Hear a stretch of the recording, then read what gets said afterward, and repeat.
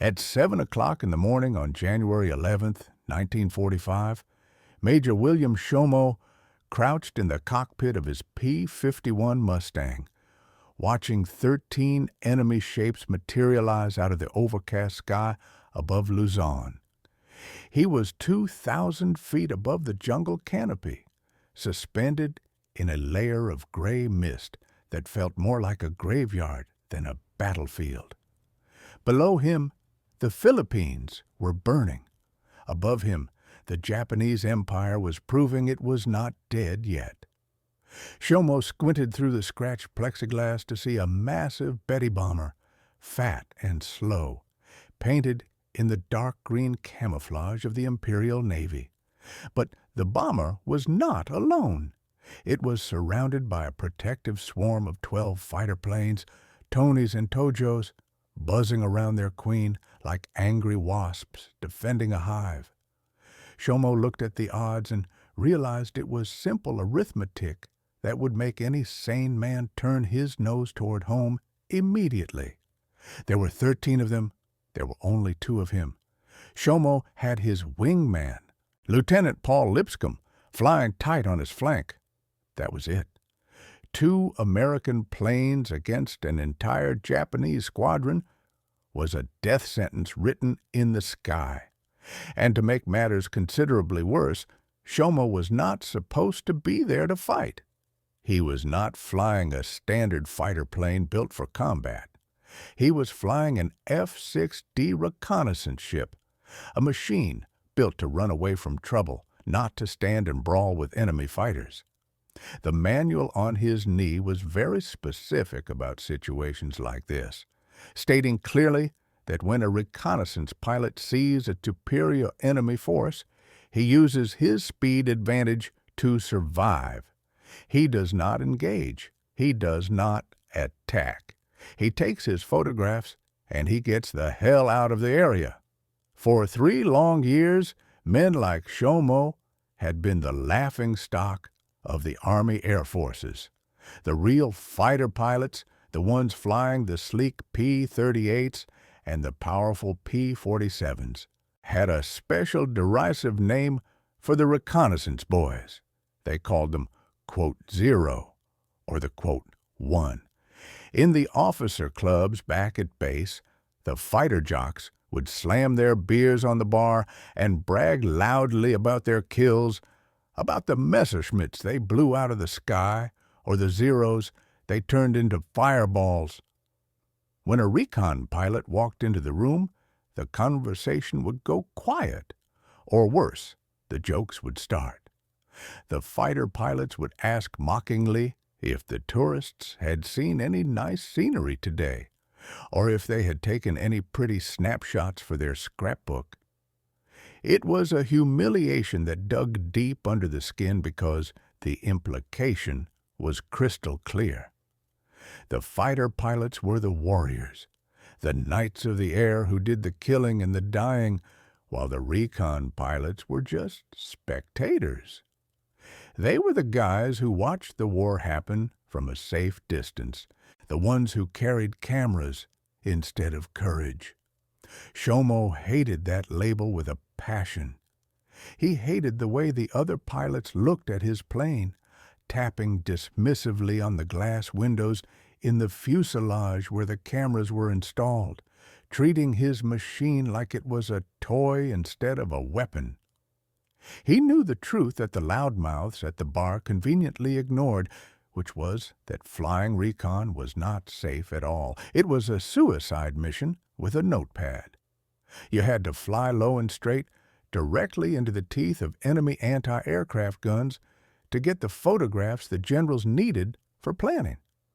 You had to fly steady and level while people shot at you, because if you jinked or rolled to evade, the photos would come out blurry and the mission would be a failure, and the plane itself was part of the fundamental problem. Shomo was flying an F-6D Mustang. On the outside, it looked exactly like the legendary P-51 Mustang that was tearing up the skies over Germany and Japan. It had the same powerful Merlin engine, the same beautiful aerodynamic lines, and the same propeller that could drag the airframe through the sky at 400 miles per hour. But under the skin, it was a different beast entirely. The Army had ripped out the main fuel tank behind the pilot's seat to make room for massive, heavy camera equipment. They installed K-17 and Ka-22 cameras, big industrial machines full of glass lenses and steel gears, and cut holes in the fuselage for the lenses to peek out. This meant the F-6D was heavy, tail-heavy, and sluggish compared to a pure fighter. It flew like a racehorse carrying a bag of cement. When you pulled back on the stick to climb, the weight of the cameras dragged you down. When you tried to turn tight in a dogfight, the balance was all wrong. The plane was designed to be a flying eye, not a flying gun. Sure, it still had 650 caliber machine guns in the wings, but most commanders saw those as defensive weapons, there to scare people off while you ran away. They were not meant for hunting enemy aircraft. And although Shomo had spent the last few months proving them wrong by picking off stray targets here and there when opportunity presented itself, the stigma remained.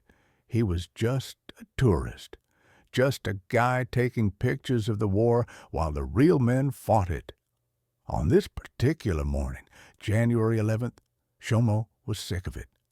He was a man who understood death better than most because before the war, back in Pennsylvania, William Shomo had not been a college athlete or a race car driver. He had been a mortician, an undertaker who spent his days preparing bodies for burial, dealing with the cold reality of the end of life. The other pilots called him the Flying Undertaker, and the nickname fit perfectly. He had a dark, quiet intensity about him. He didn't brag at the bar or use his hands to fly imaginary air battles in the mess hall. He just watched, and he waited with a patience that came from a profession where rushing led to mistakes. The mission that morning was supposed to be a milk run, which was pilot slang for a job so easy a baby could do it.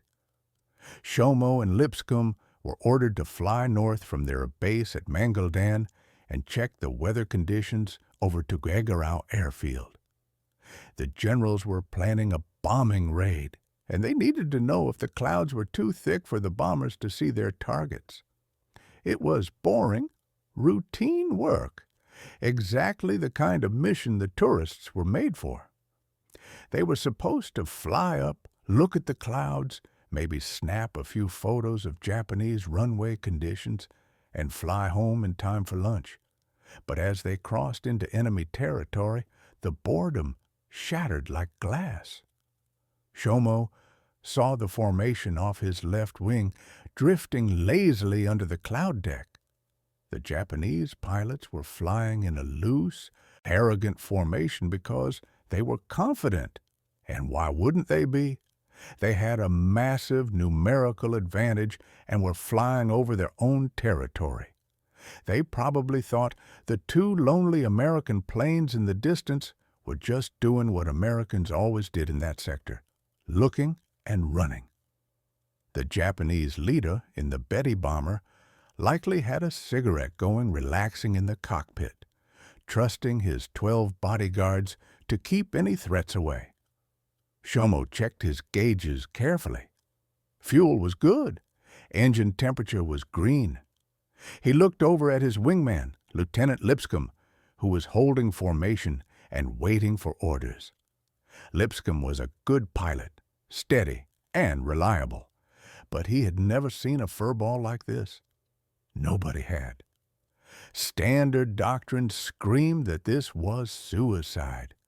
Engaging a bomber protected by 12 fighters was a mathematical impossibility for two planes, especially when those planes were weighed down with cameras. The smart move was to push the throttle forward, drop the nose, and use the Mustang's superior speed to vanish into the clouds. They could report the enemy position to base and let a full squadron of P-38s come up and handle the heavy lifting. That would be the responsible thing to do, the recon thing to do.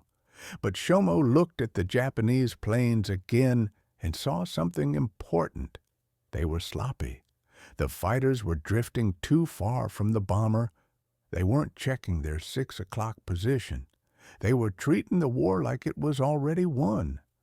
Or maybe they just didn't respect the 2 specks in the distance. They saw the camera ports and assumed the Americans were harmless. They were mocking him just like the guys at the bar, just like the commanders who told him to run. They were looking at Bill Shomo and seeing a victim. A cold switch flipped in the Undertaker's brain. He wasn't looking at aircraft anymore. He was looking at customers. He reached down and flipped the safety cover off his gun switch. He turned on the gun sight, watching the glowing reticle hum to life on the glass in front of him. He pressed the microphone button on his throttle quadrant. His voice was flat and calm, void of any fear or hesitation. He didn't shout. He didn't scream for help. He just gave a simple instruction to his wingman that violated every rule in the book. "Stay with me, Lipscomb," Shomo said. "We're going down." He shoved the stick forward. The nose of the F-6D dropped toward the jungle. The engine roared as the propeller bit into the humid air, picking up speed rapidly. The tourist was done taking pictures. The cameras in the tail were just dead weight now. Major Bill Shomo was diving into the middle of 13 enemy planes, and he had no intention of coming out the other side without blood on his hands. The experts said it was impossible. The manual said it was suicide.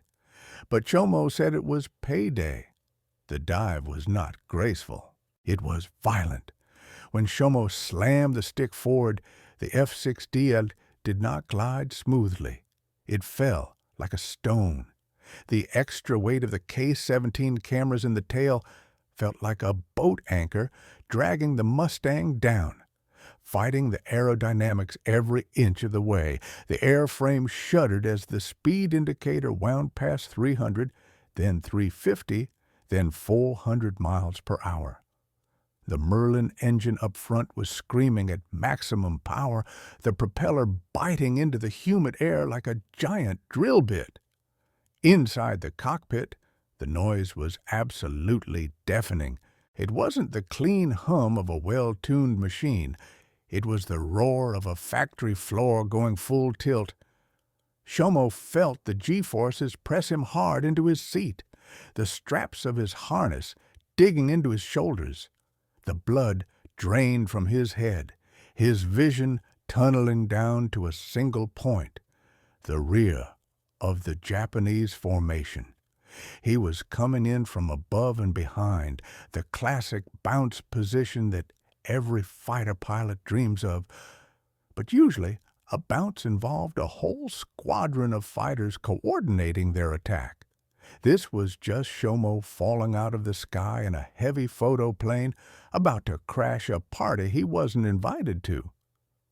The Japanese pilots were flying in a loose V formation, protecting the Betty bomber in the center. They were relaxed, lazy.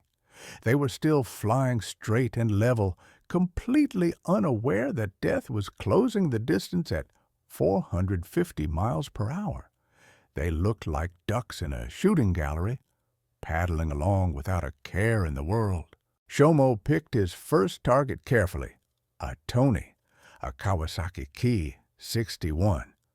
It was a sleek, dangerous fighter with a liquid-cooled engine that made it look a lot like a German Messerschmitt. The pilot was flying on the right flank of the formation, drifting slightly away from the others. He was the straggler, the weak link. Shomo adjusted his dive, lining up the nose of his Mustang with the tail of the Tony. The gap closed fast. From 500 yards to 400 yards. Shomo didn't touch the trigger. He waited. He was an undertaker, and undertakers are patient men. He wanted to be so close he could see the rivets on the enemy's skin. At 300 yards, the Japanese pilot finally noticed something was wrong. Maybe he saw a flash of silver in his mirror, or maybe he just felt the displacement of air as the heavy Mustang came barreling down on him. The Tony dipped its left wing, starting a lazy turn to investigate. It was a fatal mistake because it exposed the plane's belly, a wide, flat target that filled Shomo's gun sight perfectly. Shomo squeezed the trigger. The 650 caliber machine guns in the wings of the Mustang erupted. The sound was not a bang. It was a jackhammer tearing up pavement. The heavy plane shook violently as the recoil slowed it down in midair. Tracers poured out of the wings like fiery ropes, connecting the Mustang to the Tony. The bullets didn't just hit the Japanese plane. They ate it. The 50 caliber round is a thumb-sized slug of lead and steel moving at nearly 3,000 feet per second. When it hits thin aluminum, it doesn't poke a hole. It rips the metal apart like wet cardboard. Shomo walked the fire from the tail of the Tony through the cockpit and into the engine. The Japanese plane shuddered violently. Pieces of the canopy flew off into the slipstream. Then the fuel tanks in the wings ignited. There was no cinematic explosion, just a sudden violent bloom of orange fire that swallowed the aircraft whole. The Tony rolled over on its back and dropped out of the formation like a dead bird. Shomo didn't watch it fall. He was already pulling back hard on the stick, using the immense speed of his dive to zoom back up above the formation. 1 down, 12 to go. The element of surprise was gone, but the confusion was just starting.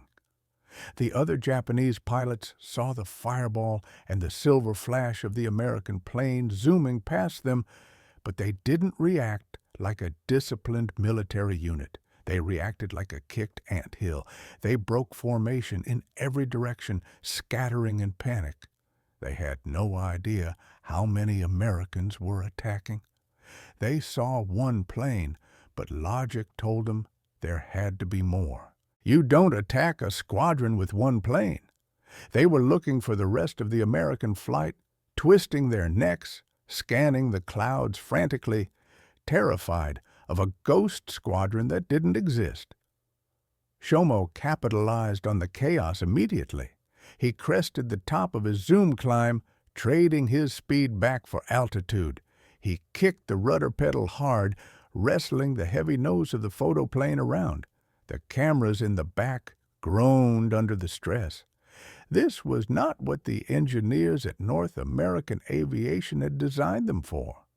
Lenses and mirrors were fragile things meant for straight lines and gentle turns. Shomo was throwing them around the sky like they were luggage in the back of a pickup truck, driving over potholes. He didn't care if the cameras broke. He would fill out the paperwork later. If he died, the paperwork wouldn't matter anyway. He spotted his second victim. Another Tony had broken left and was trying to climb, exposing its engine exhaust to Shomo. The Japanese pilot was trying to gain energy, but he was too slow. Shomo rolled the Mustang over and dove again. This time, he didn't have the massive altitude advantage, but he had momentum. He fell on the second fighter before the pilot could even process what was happening. Shomo closed to within 40 yards. That is pistol range. That is close enough to see the color of the pilot's helmet. He fired a short burst, maybe less than a second. It was economy of violence. He didn't spray and pray. He painted the target with precision. The rounds sawed through the right wing of the Tony. The structure failed instantly. The wing folded up over the fuselage, snapping off with a violence that sent the plane into a flat spin.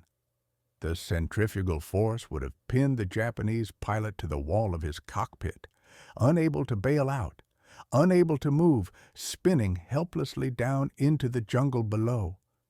2 down. By now Lipscomb was in the fight, trying to stay with his leader. But Lipscomb was struggling to keep up with the tempo. Shomo wasn't flying by the book. He was flying by pure instinct. He was bouncing from target to target like a pinball, using the sheer weight of his plane to build devastating speed in the dives that the lighter Japanese fighters couldn't match. The Japanese planes were nimble. They could turn on a dime. But the Mustang was fast. It was a muscle car drag racing against go-karts. As long as Shomo kept his speed up, they couldn't touch him. But the tourist problem was starting to show. The heavy tail of the F-6D was making the recovery from each dive harder and harder. Every time Shomo pulled out of a dive, the plane wanted to keep going down. The stick felt heavy, fighting his grip. The muscles in his right arm were burning. He was wrestling 4 tons of aluminum and gasoline that wanted to bury itself in the Philippine mud.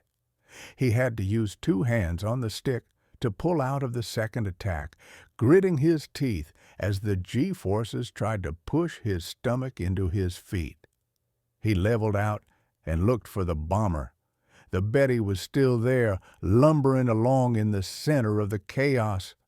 The remaining fighters were starting to get their act together. They realized there were only 2 Americans. The panic was turning into anger. They were swarming back toward the bomber, trying to form a defensive wall.